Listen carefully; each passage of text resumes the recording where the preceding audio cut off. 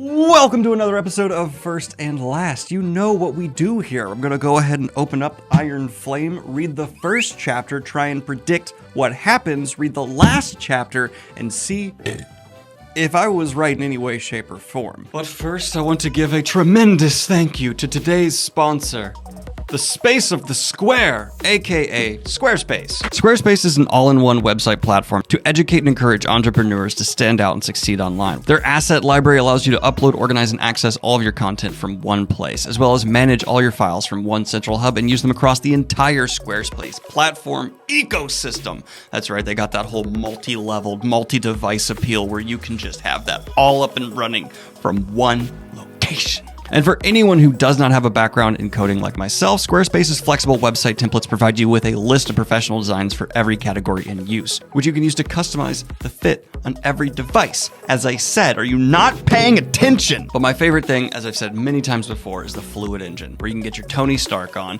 and totally customize the layout with some drag and drop that'll automatically fluid out into the other devices, making it so that your creation through Squarespace does not feel like every other creation through Squarespace. Get what I'm saying? So head on over to Squarespace for a free trial. And when you're ready to launch, go to squarespace.com/DanielGreen and save 10% of your first purchase, a website or domain. What do you gotta lose? But now it is time to pick up in the second book in the Imperium series, Iron Flame, which the third one's out, and I tried so hard to remember its name, and I did not. It's not out, but the cover's been revealed because I covered it in Fantasy News. It's such a pretty sick cover. But it's called... The word for black. Oh, Obsidian... Onyx Flame. Onyx Fire. Onyx Wind? Onyx... What? Just tell me the fucking title! No one can see what I'm seeing, but I'm just watching Kayla mime... It's a storm! Oh, Onyx Storm, which we will also be doing and having the Imperium series be the first series we ever do the entire trilogy of. But now, without any further ado, let's figure out what Sylvester Firestorm, that's not her name. Oh no. What? Now it is time to go ahead and jump on into the second book in the Imperium series, Iron Flame. Revolution tastes oddly sweet.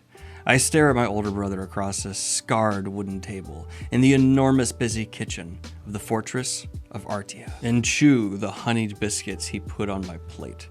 Damn, that's good.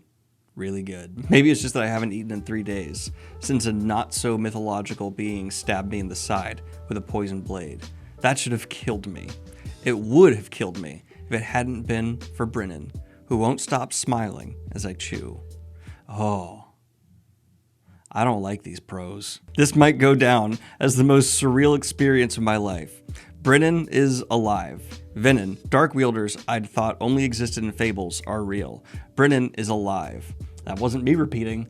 Iridia still stands, even though it was scorched after the Tirish rebellion 6 years ago. Brennan is alive. I have a new 3-inch scar on my abdomen, but I didn't die. Brennan is alive.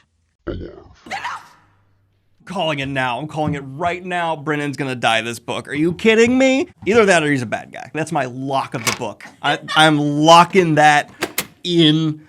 Swallow the key. It's gone. I'm so sure. Not that Taryn ever waits for permission, which means I too think you need to eat something. Taryn's low, arrogant voice fills my head. Yeah, I reply in kind, mentally reaching out for Arndaren, fantasy name, again, as one of the kitchen workers hurries by. Wait, can they communicate with their dragons like Saphira and Aragorn? You've barely said a word. You know, she has 2 dragons in her head? That's so intense. I don't like that. How much of this book is horny dragon thoughts? I am now more uncomfortable. How much of the last book was? And he shrugs shamelessly, a dimple flashing in his cheek when he grins. It's the only boyish thing about him left. A few days ago, I was pretty sure I'd never get to watch you do, well, anything again. He takes a huge bite. Guess his appetite is still the same, which is oddly comforting. You're welcome, by the way, for the mending. Consider it 21st birthday present. Oh, she's 21 now. Leo might be interested at that age. She's in the prime 21 to 25 Leo stage. Ew, not the Leo scale. He glances at me and unfolds the missive, breaking a blue wax seal. And be amazed how fast you get promoted when everyone above you continues to die. He said, oh, see the seeds of him being a bad guy. He's been killing people above him. He's a bad guy. I am on this. I am bloodhound on the scent trail. I have to go meet with the assembly now, but finish your biscuits, and I'll meet you in the hall in a half an hour. Take you and your dragons. All traces of the dimple of the lightning older brother are gone. Laughing. Sipping my milk, I stare at the empty space my brother left across from me. Are you going to mention that he might actually be alive again by chance, perchance? Does his heart beat? He must have been in a hurry because I can't see him anywhere. Mysterious disappearing. The morning light streams in from dozens of small windows that provide the only decoration on the 5-story wall above the massive double doors of the fortress entrance. They seem to form a pattern, but I'm too close to see the whole of it. It's good. It's good. I'm feeling it. As I approach, I immediately recognize Brennan's voice, and my chest tightens at the familiar timbre. That's not going to work, Brennan's deep voice echoes. Next suggestion. He's so brisk. He's so not empathetic. There are certain aspects of Royston's house, from its defensible positions carved in the mountainside to its cobblestone floor and the steel-enforced double doors at the entryway, that remind me of Basgaith, the war college I've called home since my mother was stationed there. I know all of this information, and I read 2 chapters! Someone has to state the obvious, an older man with an eye patch and a hawkish nose says, from the far end of the table that consumes the length of the 2-story room. Tufts of thinning gray frame the deep lines in his lightly tanned, weathered skin. His jowls, I love that the word jowls moves your jowls if you say it right, down like a wild beast. He leans back in his chair, placing a thick hand on his rounded belly. The table could easily accommodate 30 people, but only 5 sit along one side, all dressed in their... I am so tired of descriptions. My heart lurches into my throat, and I realize it's going to take some time to get used to seeing Brennan alive. There are other ways to let me know someone is surprised by something. You do not just have to fucking repeat the information. We're getting a little more relaxy-daxy here. He's somehow exactly the same as I remember. No, he's not. You just said he's not. But the next words, I have not read them yet, are going to be yet. Oh, it's and yet. And yet different. But here he is. She's a bit flummoxed. Living, breathing, currently glaring at the map of the continent on the long wall. The map's size only rivaled by the one in the Battle Breach lecture hall at Basgaith. And standing in front of that map, one arm leaning against a massive chair as he stares down the table at its occupants, is Xaden. Oh shit! I forgot he was also in the rebellion. He looks good. Yep, okay. Xaden may be gorgeous and powerful and terrifyingly lethal, which shouldn't be the turn on it is, but I can't trust him to tell me the truth about, well, anything. I'm sorry.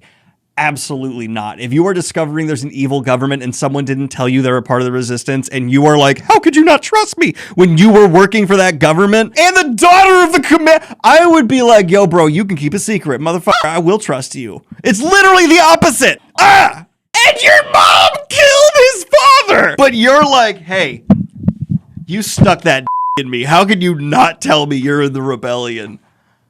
What is wrong with you people? It's an assembly meeting. Buddy whispers to me.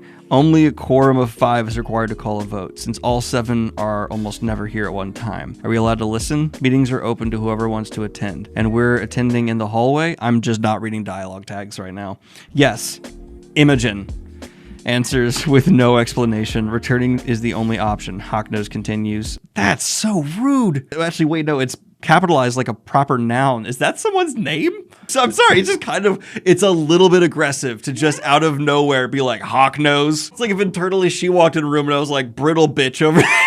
It's a little hard to recruit while trying to stay undetectable. A petite woman with glossy black hair, like a raven, counters. The umber skin at the corner. Umber. That's how whenever an author uses umber, that's how they want you to read it. They don't want umber. They want you to go umber. I did not like that. Hawknose's voice rises above the others. We're still short a luminary if you haven't noticed. Okay, here's my thing. If there's a group of people, you make that point levelly. You're like, we still don't even have a luminary, like, right? If someone's yelling over someone, it's to cut in and make the dramatic, like, and people are dying. Like, this guy is literally like yelling over everyone, and we're still short a luminary, if you haven't noticed. Do we know what a luminary is? That's, it's where you loom. And where are the negotiations with Viscount Tecarus for his, a large man in a calm, rambling voice, his ebony hand tugging at his thick silver beard. I hate how these characters are being described. Just cramming in as many fucking descriptors in one dialogue tag as possible. Silver beard, ebony skin. There's no solution. Tecarus isn't over the insult you delivered last summer. An older woman built like a battle axe locked her gaze on Xaden. I get being built like a brick shithouse. I get being built like a bear.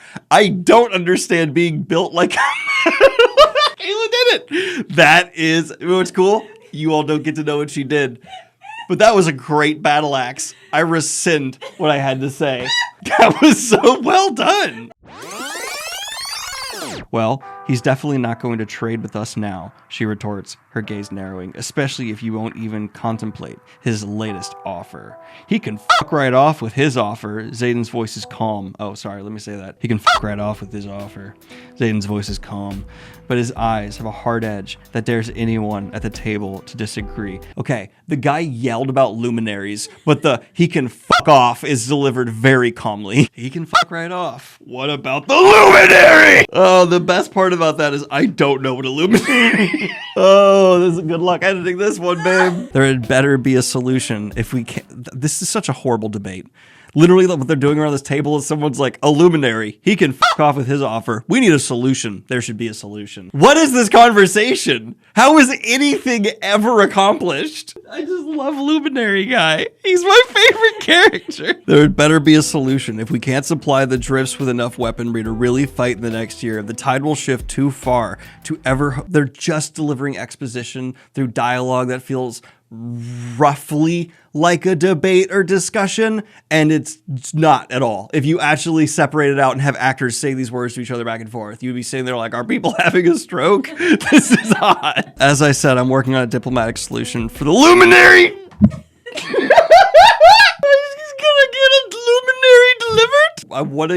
We're working on a solution for the luminary tattooed across my chest. We've been over that, Britton says with finality. If we take Basgaith's forging device, Navarre can't replenish their stores at the outpost. Countless civilians will die if those wards fall.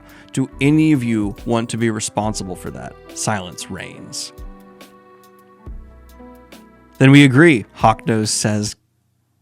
And thank you so much, everybody, for making the lifelong reader tee and sweatshirt our best-selling design ever. If trends continue, go to danielbgreen.com and you too can be a skeleton rising up from the dirt to try and finish your TBR, which, believe it or not, cannot be finished even in death. There will always be more books than you can read, but you can make that pain a little bit less awful by wearing this, maybe. Until we can supply the drifts, the cadets have to return. Oh, they're talking about us, I whisper. That's why we're standing out of their direct sight. Bodhi nods. Wait, you didn't understand you guys were eavesdropping? Someone went, shh. And she walked up and just... Oh, you're uncharacteristically quiet, Suri, Brennan notes, glancing at the wide-shouldered brunette with olive skin and a single streak of silver in her hair, her nose twitching like a fox sitting next to them.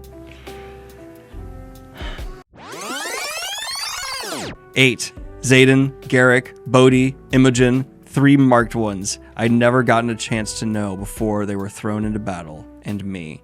Nausea rises like a tide. The War Games, they were supposed to be finishing the last competition for the year between the wings of the Riders Quadrant at Basgaith, and instead we entered deadly battle with an enemy I thought were only folklore last week, and now we're here in a city that isn't even supposed to exist. But not all of us. My throat tightens and I blink back, the burning in my eyes. Soliel and Liam didn't survive. Liam, blonde hair and blue eyes. If you start describing this motherfucker She's literally switching gears into mourning somebody and is like, oh, I miss his blue eyes. He was about 5'5", light skin. Oh my God. Blonde hair and sky blue eyes filled my memory, and pain erupts behind my ribs. His boisterous laugh, his quick smile, his loyalty and kindness. It's all gone. He's gone. If you start repeating, he's gone. All because he promised Xaden he'd guard me. None of the 8 are expendable. Suri, Silverbeard leans on the back 2 legs of his chair and examines the map behind Xaden. He's so lucky that his defining character trait sounds cool. Hawknose is f***ed. We cannot afford to risk your life, Suri argues. My life is equal to any of theirs. Xaden gestures towards us. Brennan's gaze meets mine and widens. Every head in the room turns towards us. Of course he already knew they were there. And I fight the instincts to retreat as almost every set of eyes narrows on me. Who do they see? Lilith's daughter or Brennan's sister? I lift my chin because I'm both. And I was... that's a lot of pips hair. Not every life, Suri says as she looks straight at me. Oh, bitch!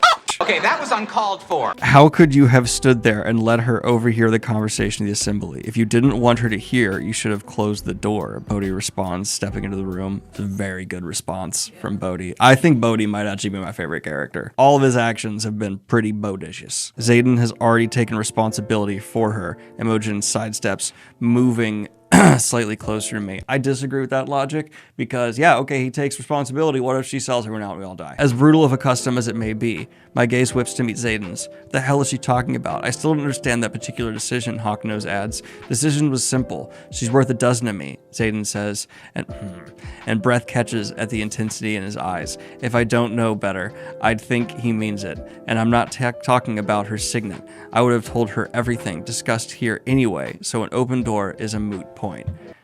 Someone knows he's in trouble and is trying to be like, I'm getting brownie points right now. She's General Sorrengail's daughter, Battle Axe points out. You can't call her Battle Axe. And I'm the general's son, Brennan argues. That's a terrible argument, Brennan. You're trying to use anecdotal evidence. Yes, you maybe are not a bad guy. That does not mean your sister is not a bad guy. And you've more than proven your loyalty over the last 6 years, Battle Axe shouts. She hasn't. Battle Axe is on it. Battle Axe is the one object keeping this conversation going. Suri's face turns downright ruddy as she pushes away from the table and stands, her gaze jumping to the silver. I'm so ready for the Luminary to get mentioned. Please bring back the Luminary. She can ruin us all with what she knows. Agreed. Hawknose joins her with palpable loathing aimed in my direction. She's too dangerous not to keep prisoner. The muscles of my stomach tense, but I mask my expression like I've seen Xaden do countless times, and I leave my hands in my side, close to my sheathed daggers. I alone am responsible for Violet. Xaden's voice lowers in pure malice. He literally turned around. This is pure malice. I alone am responsible for Violet. There we go. But after a bit, you did it run away, fearful, or did it walk away, smug, self-assured? So smug. Like he thought it was funny, like this. That's a bedbug. Yeah. She's standing right there. I snap. We are done here, Xaden says, his gaze catching and holding Suri's, and then Hawknose, their shoulders drooping in defeat. Why? Why? You just kind of overruled them. There was no formal vote or anything, and it's just, we're getting my way. And then they go, Bow. Go, Xaden urges. We won't leave without you, and we're not going to let the assembly dictate what we do. Which leads me to turn toward my brother, armed with 6 years of questions. Thoughts on chapter 1 so far? I get the appeal. It's very fun. It's got a lot of like knowing tongue-in-cheek like style of embracing what it is, which I kind of enjoy, but it's so not what I enjoy to read. I need to predict what's gonna happen. Brennan's bad guy. One of her dragons seriously hurt, not dead. They're gonna let her keep both dragons. Not gonna be dating Xaden by the end of this. Gonna be dating someone else. In my heart, I wish it was Bodhi, but I know that's not going to be because it's got to be new, hotter love interest because the author feels more confident from their last book to make an even hotter guy, and that's who she's Violet Sorrengail is with. Oh, Xaden! We're ending it from his perspective. Okay, I hope that means I get a lot of information about that. I think I'm right. 2 seconds later. I want to read the last paragraph from the chapter before this. My brows furrow. I just fought an entire wyvern army, dark wielders, and raised wards. losing my mother in the process. What's out there and what I should be scared of, Xaden? Oh my God, we're ending on you should be scared of me from him. Okay. Okay, so instead of doing the new love interest, we're amping up the bad boy from book 1.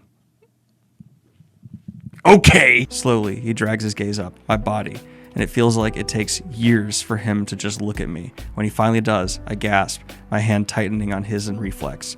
No, that single word is all I can think, feel, scream internally as I stare up at the man I'm hopelessly in love with.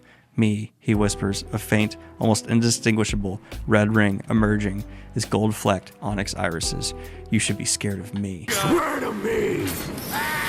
So he's got something going on. All right, now we're going to his perspective for the end. Every note of Sorrengail's terror plays down my spine as I hang suspended mere feet above the ground. My muscles frozen, my power locked uselessly inside of me. Even if he let me go, I'm not sure I'd have enough strength. He wore me down for f***ing fun. It hurts, doesn't it? The sage walks a slow circle around me, his blue robes darker than the hem of the melting snow. Magic does, like everything in balance, take too much and shall consume you forever stepping. I tear at the bonds as he wraps around me, invisible strings of power that bind me like a trussed chicken. You strike, I block. You throw, I dodge. He sighs, dragging his staff in the dirt behind him. That Violet is beneath Bazingaith, fighting to raise the wards. So I'm going to give you one last chance to make the right choice so we can get this over with, the sage says, stopping in front of me and smiling up at me with those eerie red-rimmed eyes and spider-webbed veins. He retreats a handful of steps, then taps the staff in the ground. Gravity claims me, and I fall, passing my feet and slamming into the ground on my hands and knees. I told you once that you'd turn for love, he says, holding his arms out, and so you shall. You don't know shit about me. I don't like it when fantasy characters curse like that in situations like this. I don't know why it's not hitting right, and it just kind of makes it immediately feel like swearing with real word curses in fantasy is a really delicate thing. Few authors do it right. Weirdly, Battlestar Galactica made it work with frack. That should not have worked as well as it did. And I always, instead of imagining it being the replacement for fuck, I always just imagine them in my head meaning like the activity of fracking for minerals. It's a mineral collection. You don't know shit about me. I stumble to my feet and fall again, landing on my knees as gale roars in pure fury overhead. I know more than you think. He lowers his staff and leans on it like a walking stick. Because you're a sage, I spit. A sage, he laughs. I am a general. Come on, Shadow Wielder. Turn. It's the only way to save her. F you. I throw myself down the bond and feel Violet slipping, burning. She's going to sacrifice herself to save me. She intends to die. My heart vaults into my throat and I taste it again, the same as it was when I sat by her bedside after Resson. Fear. I slam one hand into the ground and clench my other fist, my arm shaking with the effort that takes to hold him there as I delve into the depths of Sigil's power and let the fire consume me. Hold him, she demands. But I can't. He's too strong, and I have nothing left. But I'll be damned if Violet suffers the consequences. The slush beneath my palms melts, and I feel like there's something beneath me. A steady flow of unmistakable power. You cannot. Sigil shrieks. I choose you, but Violet chose me too. I reach. My heart stammers and I gasp for air. Jolting upright in bed, I check the back of my neck, but it's dry. No dripping sweat. No aching muscles. No exhaustion.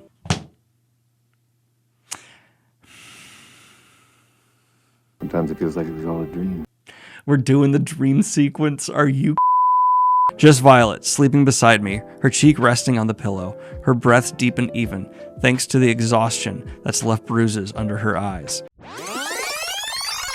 So, he overcame something, got infected, but he's good, and through that dream, we kind of saw how he overcame it, yet I am still about to be the biggest cause of it. I love you, I whisper. Oh, he's leaving! Silently, I leave the room, then make my way down the hall and to the staircase, surrounding myself in the warmth of my shadows as I descend floor by floor into the tunnels of Bazingaith. I don't bother reaching for Sorrengail. She's been eerily silent since the battle ended. The doors in the bridge open at my command, as do the ones on the far side when I reach them, keeping myself wrapped in darkness as I pass the overflowing clinic. The guard cocks a yawn, and I slip by unnoticed, thanks to the increase in my signet.